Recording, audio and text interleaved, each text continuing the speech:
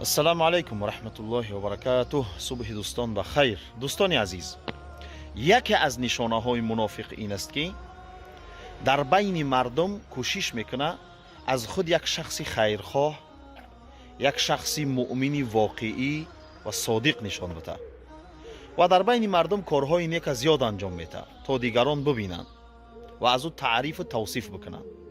ولی وقتی که تنها میمونه، در تنهاگی ترک عملی نیک میکنه و دست به حرام میزنه.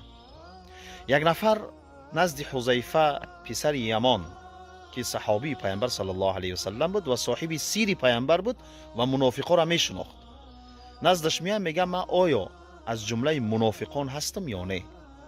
حذیفه از او سوال میکنه، میپرسه، میگه آیا تو در تنهاگی نماز میخوانی؟ میگه بله، من در تنهاگی نماز میخوام.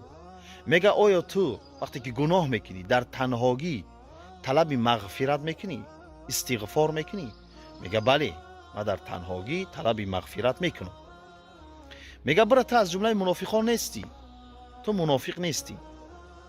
یعنی حقیقت انسان که آیا واقعا یک شخص مؤمن است، صادق است، خیرخواه است، یا این که منافق است و فاسق است و فاجر است، در تنهاگی حقیقتش آشکار میشود. وقتی تنها میمانیم چی میکنیم؟ آیا همون نمازی را که در بین مردم میخوانیم با قرائت طولانی، با رکوع طولانی، با سجده طولانی، وقتی که تنها میمانیم همون خیلی نماز میخوانیم؟ آیا با همون لباسی که در بین مردم نماز میخوانیم، آیا در تنهاگی وقتی در خانه میمانیم با همون لباس نماز میخوانیم، یا اینکه با لباس های پر از چرک و کهنه، با لباسی که از خانه خود بیرون نمیرویم با لباس؟ یعنی حقیقت ما که آیا ما مؤمنی واقعی هستیم، صادق هستیم به گفته خود، در تنهاگی حقیقت ما آشکار می شود. از این خاطر دوستان عزیز، کوشش کنیم اعمال نیکه چی در بین مردم هستیم چی در تنهاگی هستیم انجام بدیم.